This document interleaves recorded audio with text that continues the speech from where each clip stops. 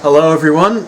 The following video is a supercut and combination of all 5 parts of Stacking Skits, the documentary I made detailing the behind the scenes stuff of Skit Stack Studios.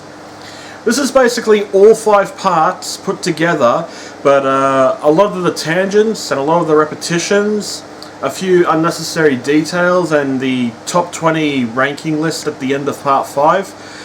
All of them have been omitted, as well as the intros, outros, and any references to them being 5 separate videos.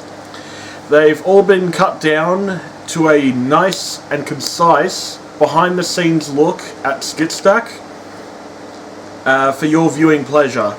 And for those who want to see the 5 parts in all their full glory, you're welcome to. I'll link the first video somewhere on the screen, as well as link the playlist in the description. I just wanted to give you guys something for Christmas and make up for the lack of content that's been on the channel.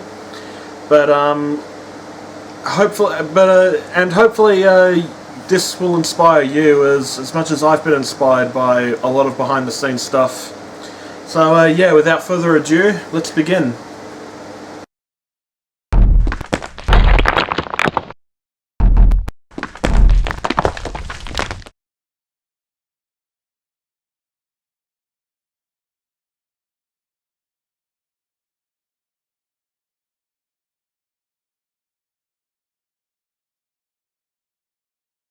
My video making aspirations dated as far back as 2007. That was the year that I was first introduced to YouTube, about 2 years following the site's creation. Aside from using it to watch Camp Lazlo episodes, I used it to watch other types of videos, mainly revolving around gaming, like early versions of Machinimas, and even fittingly enough, shows like Arby and the Chief. A show that I remember quite fondly, and had inspired me to make stuff like it. The whole idea of recording something and uploading it to the internet for everyone's scrutiny and praise was an idea that I've always loved, and this excitement just expanded all the way through to 2009 and the years following, where I was gradually introduced to a couple of YouTubers who pretty much drove me further into wanting to open up my own channel. These ranged from YouTubers like Tomscar, MyChonny, Balloon Shop, and fairly recently Brandon Rogers. But the seed of enthusiasm was first planted with the introduction of MakeMeBad35.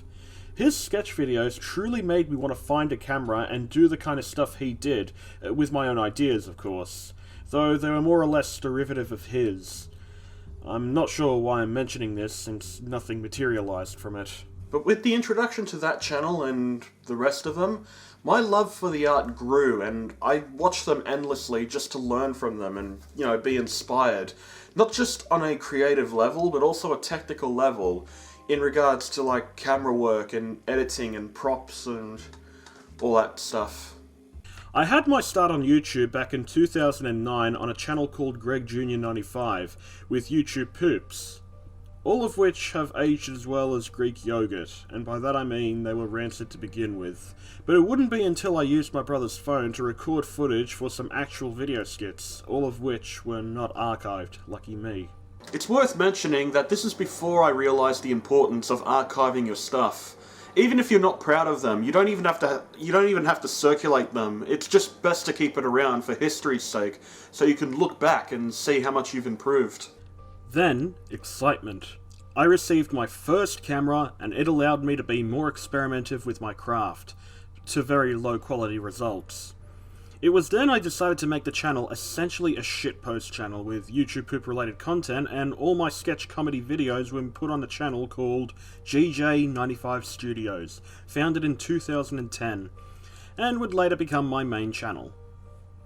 I also had several other channels for vlogs and behind the scenes and gaming channel. And with the exception of the gaming channel, I rarely used the other ones, and yeah, I'm not sure if I ever will, and if I do, it'll be for a specific purpose. But what can I say? I just always loved being organised. 2009 would also be when I met my first comedy partner, Judy, who was going under a different identity at the time, but Just know, I'm going to refer to her as Judy, and by she and her pronouns, purely out of respect for her current identity. I remember the first two videos we made were actually made at the school, at a secluded area, during a time when all the students and teachers were still on their way over. I remember the day we first met, it was in detention, and the first thing, kid you not, I ever said to her was, "You know what they say, all toasters toast toast." And she got the reference like that. And it was then I realised that our humour was truly in sync. The first two videos Judy and I created did have some relationship to YouTube poop material. And I argue they probably had more thought put into them than the actual YouTube poops I produced back in the day, back in early 2009, which is when I first started YouTubing. Sadly, these videos are deleted, and to my knowledge, archives of them don't exist. In 2012, I deleted my channels. To this day, I don't know what possessed me to do that. I think it was because this was during a time when me and my partner decided to rename our little group to Project Potato, and during that time, YouTube didn't have the option to change your name. That was a really stupid decision in hindsight, and I lost a lot of viewers and subs as a result, and had to start from scratch on a channel called The Project Potato, as Project Potato was already taken. When doing something artistic online, it's always a good idea to make a name for yourself, try and get your name out there. And me and my partner, during that time, we went through a couple of names for the channel before it landed on the final one, which I worked out by myself. When I first started content creation, I tried to market myself as GJ95 Studios. And this was before I began to quickly grow dissatisfied with it. It was then that Judy suggested the name Project Potato, which I had actually made a couple of logos for. The first one was made with a little clay model of a potato with a clock, antenna, and a couple of wires in it, put in front of a green piece of paper that was chroma keyed in front of a metal background I found on Google, with a stock spark effect coming off it. The next was a TV infused in a potato, which would later be recycled as the Game Mash logo on my gaming channel. It was then around 2016, I think, where we all agreed on the name Skit Stack Studios, the logo of which Judy had actually made an animatic for. Skit Stack! Which I would later animate using Vegas Movie Studio 16 Platinum.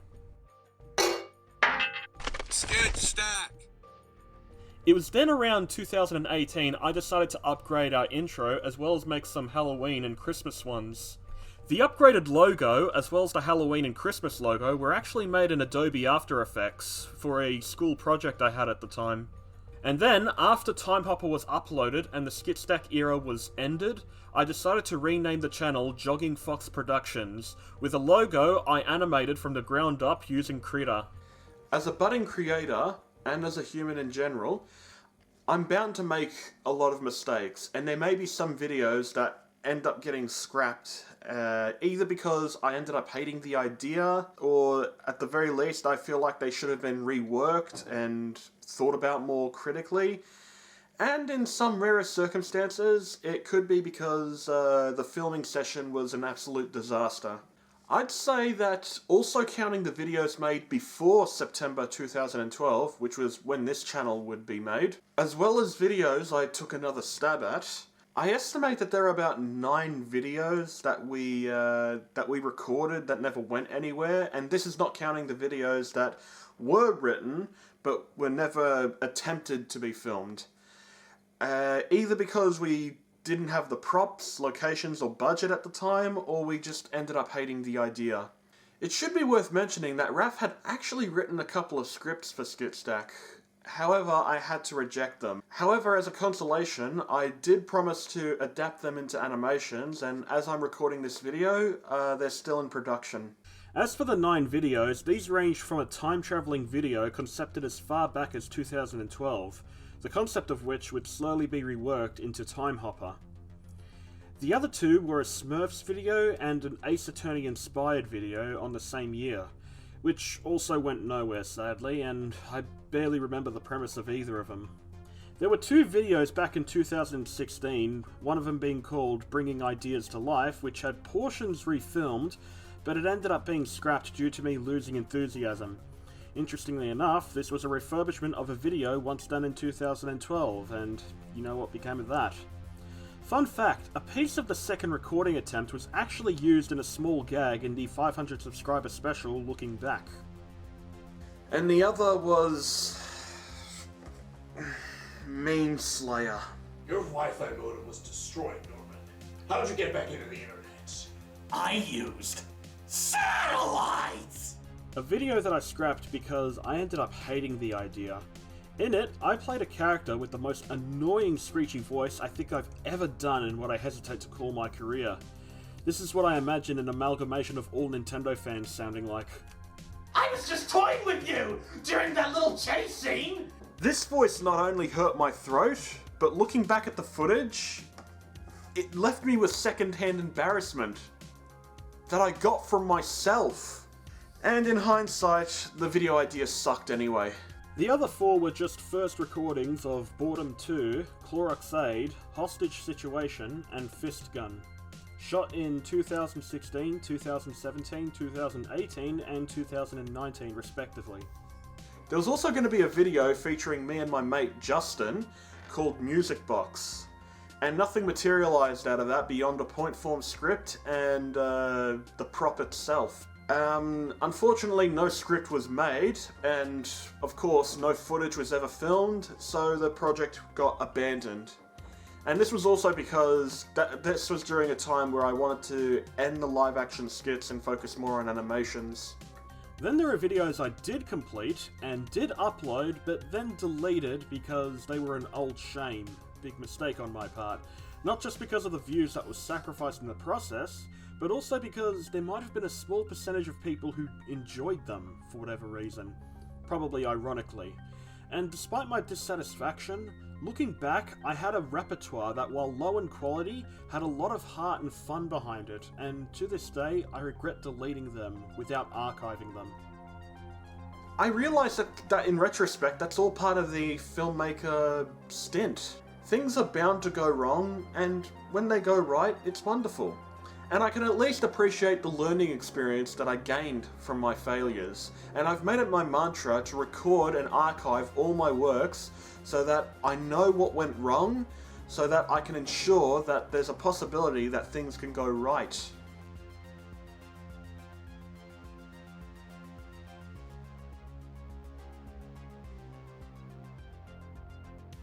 Before tackling any video, we always had a script. The script is very important and needs to be agreed on by me and my partner at the time. But we needed a place to start with, and these could range from recent events, a joke, a meme, or even something as simple as an object we might have had at the time. Here are a few notable examples. One of the skits we made that sadly isn't around came from when Judy visited me during a family vacation during 2012, I think, where we improvised an idea for a true crime parody. I don't remember too many details about it, other than the fact that we used my camera, Judy's camera, and my phone to record it. The video was deleted, but the idea would later be reworked into the characters Roger Kidds and Willie Johnson. Another skit that had roughly the same development history, which was reworked into the end times, it was inspired by the so-called End of the World event on the 12th of December 2012. When that event was predicted, that's when I wrote the script to the video, and Judy and I filmed it around August 2012, I think, and that's how the end times was made come 2016. It was inspired by a video I was embarrassed by and decided to modernize it. Same thing with Telepathy Fail, which was roughly the same, but with Claudia taking the role of my cat at the time, and with more added at the end after I shit myself. Horace Wrinklesack, by far the creation I'm most proud of, was inspired by the character Hitcher from the BBC show The Mighty Boosh. I initially envisioned him as, well, a salesman, as seen in his introductory videos, but as I experimented with the character, I decided to make him a villain, only because playing as villains is just fun, and he looked and acted the part. Lenny Parkinson was born because I've always loved doing a New York accent. I originally envisioned him as essentially a New York Gordon Ramsay, but without the culinary aptitude. Chef Bao was born because my friend, and the person who portrays him, Amos, wanted for some time to appear in our videos. Despite the fact he can't really speak English that fluently, I felt his slow delivery, in contrast to Lenny's more bombastic energy, made for good chemistry. Fistgun, in particular, was inspired by the very prop itself, which was a toy I won at a school fair going on, which I won from a Test Your Strength booth. You know, the ones with the hammer, and then there's the extraterrestrial miracle, which started development as far back as 2019, which was when I found the alien fetus figure. Sometimes there were even skits that were just based around a bit of editing that I wanted to gain some knowledge in and really stretch the sinews of my editing skills to its bursting point. A good example of that is Telekinesis Fail, which was made because I wanted to dick around with the reverse tool of Vegas Movie Studio. I even wanted to act the scenes in a way where it'd look more natural if the scene was reversed. You know, with the easing in and out. And then there was the laser eye effect from Judy, which he wanted me to try out, and I was happy to do. It did require me to view a tutorial though, but it was a learning experience I considered fruitful, and now I can do it whenever I want. When it comes to scripting ideas, I've had many different methods as to how to write my scripts, and this is discounting the scripts that Judy and Raph had originally written that I've added to. Usually, and I'm using the end times and even Time Hopper as an example, I often liked doing bullet points with key events, and I'd just fill in the in-betweens. Afterwards, I sent it to my partner, and then once we were both happy with the concept, we'd go from there. Although this is traditionally how I used to write my scripts, and even how I write my scripts nowadays, there were even times where the bullet points weren't the basis for the script, but rather the script itself. A good example of this was my 2018 Halloween special, T. And funny enough, you can even see the bullet points in one frame of the video. That script, I kid you not, was nothing but bullet points, and we just improvised everything from there. And that wasn't the first time that we recorded a video without a script. I remember very fondly back in July of 2017, we recorded 4 videos between the days of the 9th of July and the 16th of July. All on a Sunday, of course. Those videos being Boop, The Water is Fine, the starting and ending portions of A Christmas Miracle, and the aforementioned scrapped video, Meme Slayer. But despite that one lapse in production, I'm happy to have gained experience from that because we recorded 4 skits, only 3 of them were successful, in the space of 2 weeks, with no script, no bullet points, just a basic premise, whatever props we needed, and our improv skills, for better or worse. While for the most part we'd have a list of bullet points with the key events on it and write a script based around that, there were a few times where we just took the premise alone and just improvised with that. As was the cases with the videos that we recorded in July 2017, and portions of the Lenny Parkinson's duology when Lenny is out in public. There were also videos that required very intricate scripting, and they were often followed by equally or doubly intricate filming and editing. The most detailed scripts we made were the End Times, the Overlord Achieves Death, the 69 subscriber special, Stranded, Virgin's Blood, Hostage Situation, The Wrath of Mr. Stop, Poem Goes Wrong, Johnson and Kids, Horace Wrinklesack, Rich Uncle Funklesnatch, Catching Up, Looking Back, A Warning from Billy Shears, the Office portion of Parkinson's Gets Canned, Where's Horace, and Time Hopper. And the videos that were improvised were The Boredom Trilogy, Boop, Christmas Spirit, The Water is Fine, T, Sniffing Santa, and the majority of the Parkinson's duology. Now comes the fun part of making a video, preparation. And I don't mean preparing the camera by having it charge overnight or even setting up the camera. I mean organising the props for the video that we're going to be making. Barring the props that Raph, Claudia, and mostly Judy would supply for the video, I bought many of the props straight from my pocket. I'd often browse dollar stores, eBay, and even the salvos next to my former workplace for the needed props, or even just be on the lookout for knickknacks, doodads, and shit shops that could potentially be good bases for videos. This is where I got the blue wig and face paint that would be the key ingredients to the character of Horace Wrinklesack, or the glasses, hair, and mock leather jacket that birthed Lenny Parkinson's. There was even a period of time when either money wasn't abundant, or we were living in 2020, that I couldn't get any costume pieces. So that's why I had to work around my restrictions and use them to my advantage, and engage in a little prop recycling. For example, Agnes was done by putting the Santa wig on my friend Bernice, and Patrick, when playing the police chief, used Lenny's glasses and Norman's mustache. And the same thing happened when he played the producer, where Patrick borrowed one of my shirts and the wig that I used for Roger Kids. Lenny's wig, albeit worn backwards, was used by Amos to play Chef Bao's brother / alter ego, Mao. There were even props that were just last-minute creations. Like the spell book in Boredom 3, which is just the sketch pad that I used to do some of my drawings in. The book that Horace Wrinklesack reads at the beginning of Sniffing Santa is just this book. It was originally just something for me to keep track of things, a schedule book, but nowadays I use this book for world building. And what I basically did was paste a piece of paper on top of it that read A Depressing Christmas Story or something along those lines. And yeah, that was probably the most absurd bit of penmanship I was ever able to pull off. Then there's the Clorox aid cans, which were just pieces of printed A4 paper cut to size to wrap around an empty Red Bull can, and even in one instance wrapped around a bottle of Sprite that I removed the label from. And finally, the one prop I was really proud of making was the Big Ass Boomer firework from the New Year's special Stranded. I made it before we went on the boat trip by using a paper towel roll and a paper label. I think I might have even put some foil over one end of it. No!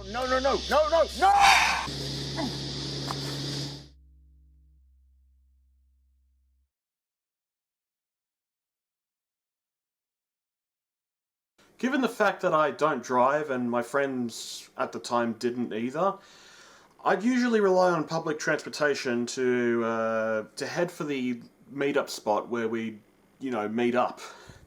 And from there, we'd usually take a bus or get a taxi that's hired for us, or even have one of our mates drive us to the location. And yeah, the production just kind of starts there. Judy, and mostly I, would organise these outings, hoping that those essential to the project would be available. We'd then meet, go to their house, get filming done, have something to eat, play games, and chat and discuss future projects. Sometimes we'd often write the scripts with the locations in mind, not just the houses but the surrounding areas that had a lot of potential and play space for us. Especially that park we film a lot of our skits at, and just to give other examples, the little flat that was in the backyard of one of Raph's previous houses where T was filmed. Perfect in my eyes, because the house itself was way too big for us and had people there at the time, but the flat was like 2 rooms, the main room and the bathroom, and that really added to the claustrophobic feeling to this tongue-in-cheek horror special where there was only one way out and very little places to hide. Bye-bye. Probably our biggest gamble in skit making was Stranded, which was filmed on an island-like location we went to during a family house boat trip, which I was allowed to invite Judy and Claudia. Claudia mainly operated the camera, and we had to do the whole thing rather quick because we were only docked there for a day, and of course I operated the camera for Claudia's screen time. Now, when it comes to filmmaking, you need the right equipment, and of course the main piece of equipment you'll need is a good working camera. But I'm here to talk about the ones before that, leading up to the current one I'm using. I remember receiving my first camera in 2009, more specifically a Canon Legria, before I stopped in 2012 due to the charger breaking. My dad got me a new one, and I resumed in 2013 or 2014, I'm not sure, but then history repeated itself. The charger cacked it, so in 2015, I got a new camera for Christmas. A Panasonic HCV160 Full HD camera. God, that's a mouthful, which I happen to be using to this day still, until I decide to upgrade it or it decides to kill itself. Now, while the camera is an essential part of filming, because it does the filming, you also need a good tripod too. I still have my first one somewhere. I'll show it on screen when I can. But it's falling apart, but I was able to keep it usable by the use of a paperclip in the right spot. And I still use my new one, and the old one still sees its uses. I usually use it for, the phone, with the use of an attachment. And yes, I do occasionally record with my mobile phone, either because the camera is low on battery, or because I just like the quality even more, or it's just because I want to do the whole double camera thing, like what you saw in the end times. I remember very fondly that we used my camera, Claudia's camera, and my mobile phone to record a portion of the end times. I thought of using my Nintendo 3DS as well, but we didn't because the camera was kind of low quality, I didn't feel confident in the 1 or 2 gigabyte SD card storing the footage, and we had plenty of working cameras to work with. Another favourite example of us utilising the multi-camera idea was the Rich Uncle Funklesnatch video. Okay, so here's what I did. This isn't the original raw file, sadly I lost that, but this is definitely the original footage. So here we have Judy playing herself, and Judy playing Rich Uncle Funklesnatch. So essentially, just before I show you how I did the split screen effect, a little bit of trivia. I originally wanted Claudia's camera to overlook the couch that the characters would be sitting on, while my camera was pointed the opposite end of Judy for both of the characters she was playing at the time. And my intention was, A, to keep the camera steady, and B, for the split screen effect to completely obscure the other camera. I really wanted to do that, but we didn't end up doing it for some reason, which is kind of a shame, because I thought that would have been so cool, especially to show here. There's also a metal rod here, that's probably Claudia's tripod, and I'm doing this on Movie Studio Platinum 13, because that's what I was using at the time. So what I did was, I right-clicked the piece of footage that featured Judy as herself, and went to Video Event Effects, and then I just clicked the cookie cutter tool, and this pretty much set the groundwork. I picked oval side because I wanted to hide that metal rod that was probably Claudia's tripod, and just centered it on Judy, and then I just scaled it down and placed it like like that. Now, you may have noticed that the footage is kind of messed up here, and I think the reason for that is because between the pieces of footage that had Judy as herself and as Rich Uncle Funklesnatch, I think the camera might have been bumped without me knowing. But thankfully, I was able to salvage this, and I'm going to show you how right now. I went to pan and crop, and yeah, I just tried to move the window around until everything started to fit. It did take a while, but trust me, the result was worth it.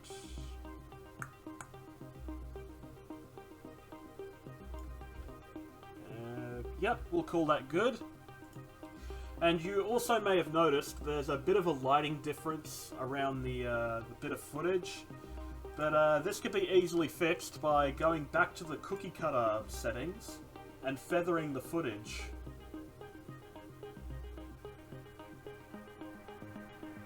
It's very subtle, but hopefully the lighting difference isn't that noticeable. One of my favourite things to do during our filming sessions was to record multiple skits back to back, as it really saved me a lot of time and allowed me to work on multiple things at the same time.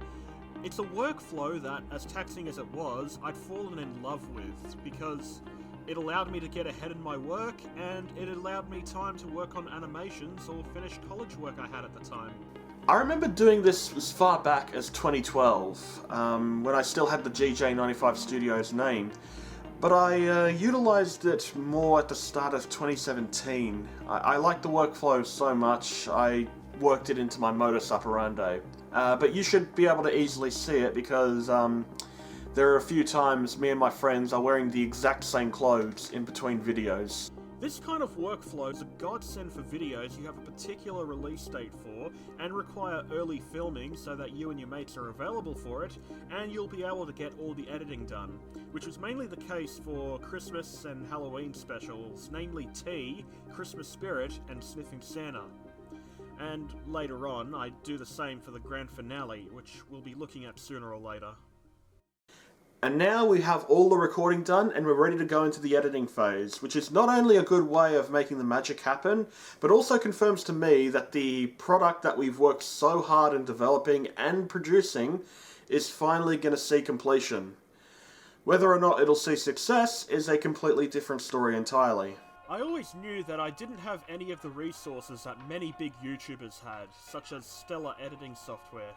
Like most small and starting creators, I started with Windows Movie Maker, which was very restrictive when it comes to editing, and even the later versions of it had a little bit more but nothing to write home about. Later on, I'd use a trial and later pirated version of VideoPad Editor. I remembered having two versions of that, and would often spend time playing with whatever bells and whistles it had.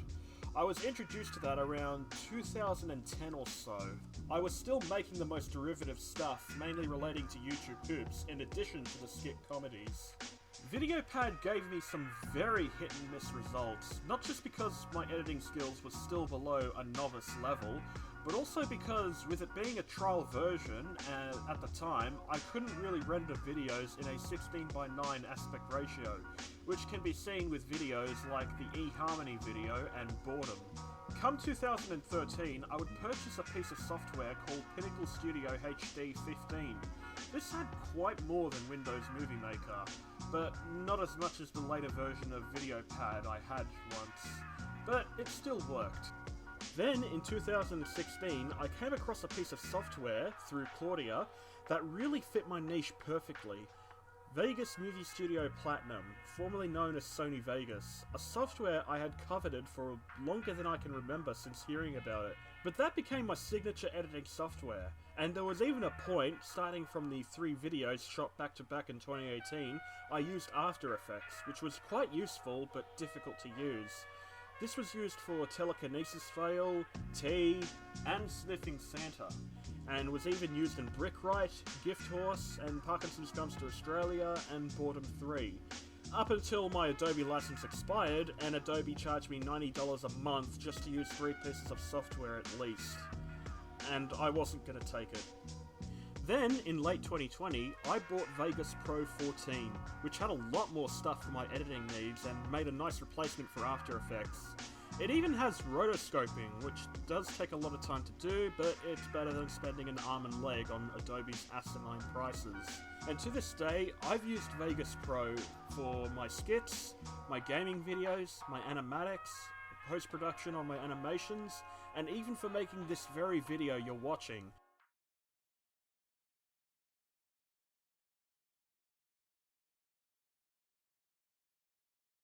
In 2019, Judy and I ended up breaking off our partnership for reasons I don't wish to disclose.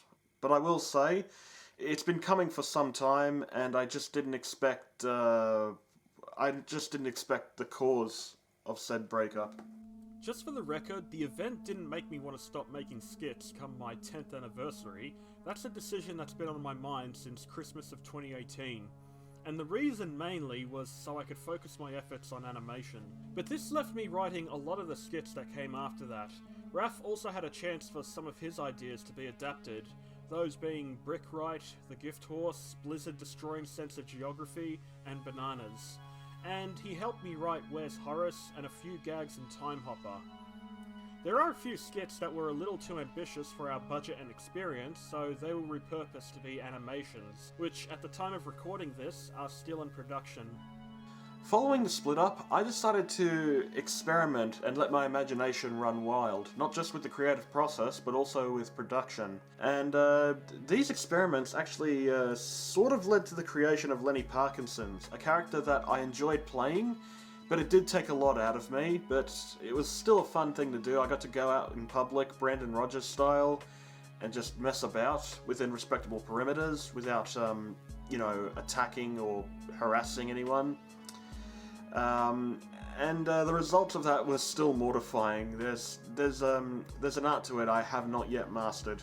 I'm just glad I didn't make anyone distressed or uncomfortable, to my knowledge.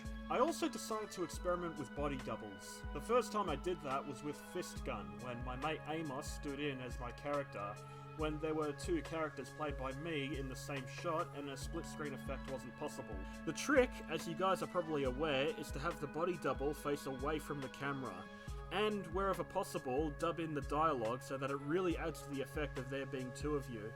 Raph, Patrick, Justin and Amos often stepped in as a body double for when I, playing myself or another character of mine, had to interact with another character I was playing.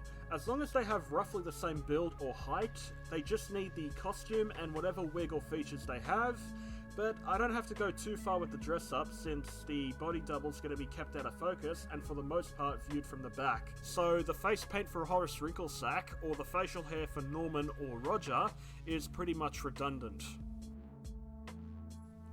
The main reason I wanted to lower the amount of videos and record things so early was, to put simply, I began to feel disillusioned with making Skit Stack.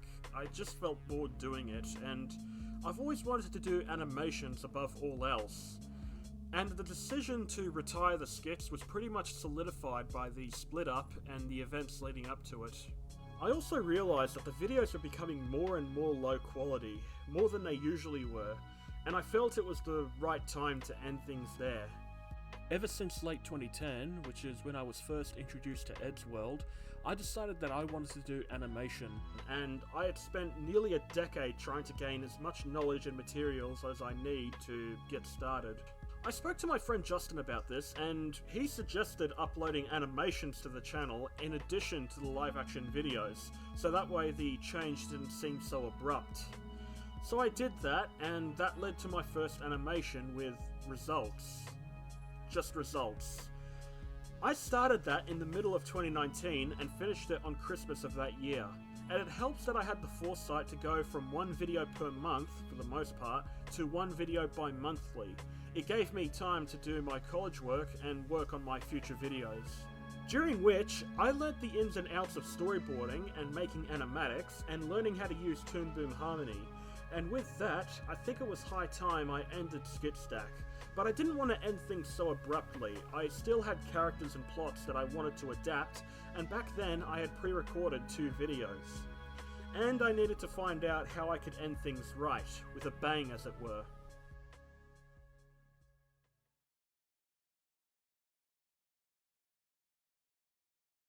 Time Hopper was born from a failed concept Judy and I wrote a couple of years back, I'd say around 2012 or 13.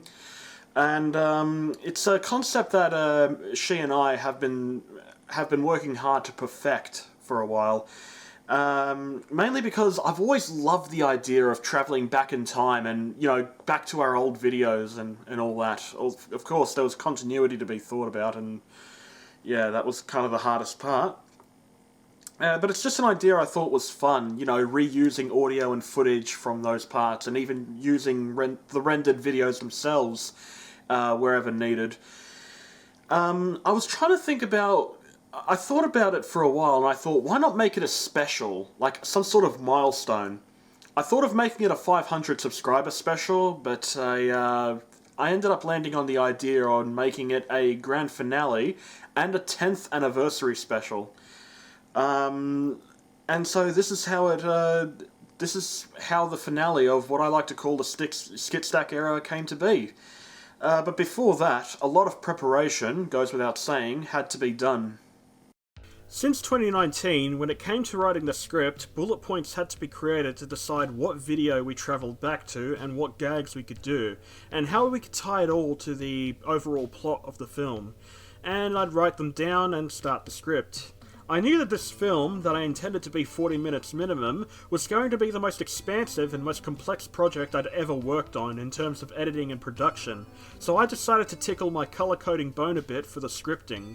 So yeah, here's the Time Hopper script. As you can see, there's a lot of pages and a lot of stuff that's been highlighted. But I also had like a little system for when I was recording this, where pieces of the script were colour-coded for specific purposes. Like, I've even written them in the notes here, where red lines indicate that archived footage or audio from archived footage would be used. Blue lines indicate that that dubbed audio will be used. And green lines are for footage to be recorded in front of a green screen, fittingly enough. Speaking of filming, a lot of the scenes had to be filmed beforehand, as in as far back as 2018, for a film I plan to release on 2022. This was for several reasons. One was because my house was going to be seeing renovations for a large portion of 2019, and because Raph moved from his house, the one that first appeared in the End Times and last appeared in Sniffing Santa. To me, it was a sign that the project had to be prepared beforehand. Sadly, it was too late and Raph had already moved, but I managed to use my limitations to my advantage. The bit where I travelled back to the End Times was just a still image with dubbed audio and special effects added to give it some life, as well as dubbing in the rendered audio from the rendered video itself. A similar thing happened with the scene where I travelled to get it. In it, a still image was used, taken from a piece of footage that was originally recorded for Virgin's Blood, and I just simply green screened myself in. And yes, this is probably the most pitiful editing ever. In 2018, Judy and I thought it best to record some of the Time Hopper footage while my house was in its pre-renovation stages. And a lot of the footage and ideas behind the footage were still used in the final version, and the ideas that weren't were actually recycled in some way or another. Not only was Time Hopper subject to stupidly early filming, but every other skit in 2021, and even the following year, were recorded as early as 2020, with the teaser being recorded, I think, mid-2021. The filming of Time Hopper started as early as 2021. Given the planned size of the project, as well as the overly complex editing process that would follow, I thought it'd be a wise move on my part. Editing the footage I had accumulated before filming had completely wrapped up would also shave off some of the workload. And it wouldn't be until early 2022, with the release date on the horizon, that all the filming was wrapped up nicely, and now I could focus on doubling down on the audio recording, the sound design, and of course the editing. Like all my skits in 2021 onwards, the editing was done on Vegas Pro 14, a good piece of software that, for me anyway, crashes 1 out of 5 times that I've used it.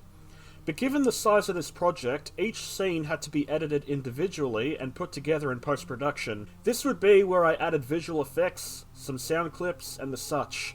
Also, if a certain piece of footage needs to be replayed, complete with the special effects and sound clips, I would just take the rendered scene and put it in a future scene, wherever needed. A good example of that is the scene where Jordan travels back to the beginning of the film and waits for his past self to leave. Though there were times where raw footage needed to be used, like the scene where Roger arrived at the prologue scene and shot Lola.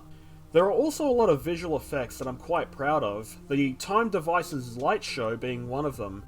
There was also the demise of Roger Kids, which was achieved by recording myself dancing around like a goon for like 2 minutes or so, speeding up the footage, and then I recorded a scene of me throwing the costume in the air and letting gravity push it back down.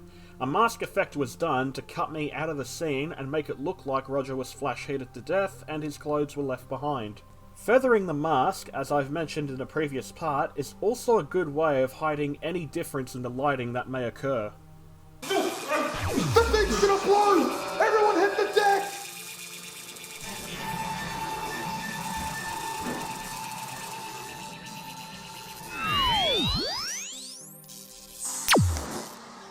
The intro was storyboarded and animated by yours truly, and it was done in the space of 2 weeks, as I did cut a couple of corners and copy and paste a couple of things, But I think the intro is simple yet informative on what to expect, more or less. After the film was fully edited and the post-production process had been fully done, I had to render it about 14 or 15 times until I was satisfied with it due to editing or audio issues that would pop up in each render, or because I had to change things here and there. And I had to sit through my own goddamn film about more times than I can count just to ensure that it was good. And frankly, while I wasn't exactly the most enthusiastic about it, I did want to make sure it was the best I could make it. Given that this is a film about me travelling back in time, specifically to my past videos, the most fun part of it all was reusing the old footage and even the rendered video themselves within. It's kind of like you're looking back on the past videos as we witness the grand finale. It wasn't just footage that was reused, sometimes screen caps of certain locations were used that have either evolved beyond recognition over time or were no longer accessible. And I just green screened myself in these locations. And in one aforementioned case, I was just disembodied audio. Some footage was even used in a pretty clever way, I feel, like the scene where Raph was waving back at me, which was recycled from the original footage I had recorded for Hide and Seek Massacre. I'm not sure what made Raph wave his hand like that, maybe there was he was trying to swat a fly or something, but it still worked. And if it works, it works. A lot of the filming locations were subjected to changes that would have really hurt the continuity of the film, or what little there was. And my friends never wore the same clothes as they did on the day, so I tried to work within my limitations and combated it with editing tricks. This included the banana scene, where I threw the banana back at Raph, and he asks very aggressively who threw it. I just had Raph record the line and played it over some surplus footage I had of myself on the chair, which had long since been thrown out at the time of filming Time Hopper. I remember vividly starting the filming of Time Hopper, the beginning scene following the intro, during a lockdown we went under due to certain events. So I thought I'd record what I could of the beginning, and it was very convenient that a lot of the scenes featured characters portrayed by myself. Raph and Claudia's scenes were recorded separately, with direction from me, which is why, if you look closely at the mirror behind me, they're suspiciously absent. But I had to do something while we were under lockdown, and try and stay productive as best as I can, so I tried to use my limitations to my advantage. There were even scenes that required a body double. My friend Justin was the one who portrayed the body double of Horace when he confronts Roger Kids. And there was a bit where I fell on my bottom during that take. That wasn't part of the script, and that happened completely by accident, but I thought it was good because it really put Roger in a very perilous position. And it also helps that when Horace shoots Roger in the leg, he aims downward. Patrick also portrayed the future me as he held Horace by the neck, and I tried to hide the fact that it was a body double by cropping the footage, but in certain scenes you can still see that it's clearly not me in the scene. And finally, Raph would don the black coat, blue wig, and black hat when portraying Horace Wrinklesack when he passes me the scroll containing instructions for the Aspie dance. And then there was one bit where I green screened myself as my future self talking to Horace Wrinklesack while tied to the chair. I initially wanted Amos to portray that body double since he had the correct build and the correct hairstyle for the character. Unfortunately, Amos was busy at the time and we couldn't really access any other body doubles that would fit the part. Especially Raph and Justin, who have remarkably different hairstyles to the one I had at the time, and the one I had in mind for my future self. And unfortunately, my hair had already been cut during that time, so I just donned the Lenny Parkinson wig and put myself in front of the green screen, and yeah, that's how the effect was achieved. I even tried to play with the lighting so that it would look natural, and the results should speak for themselves. As you know, this film was made on what could barely qualify as a shoestring budget. Ignoring all the props and materials used in the previous skits, I'd say I spent like $60 to $70 give or take on the film, and that includes the printer ink to print the script, and hell, even the contract and instructions for the Aspie dance, which were all printed on A4s. Yeah, the props were crappy and thrown together, much like the film itself. But it worked. And with that, Time Hopper is complete. It's uploaded in time for the channel's 10th anniversary. The Skit Stack era is finally over. And it was fun while it lasted. Sort of. It had its ups and it had its downs. There was some fun to be had, and there were times where I just felt like it was a chore to do.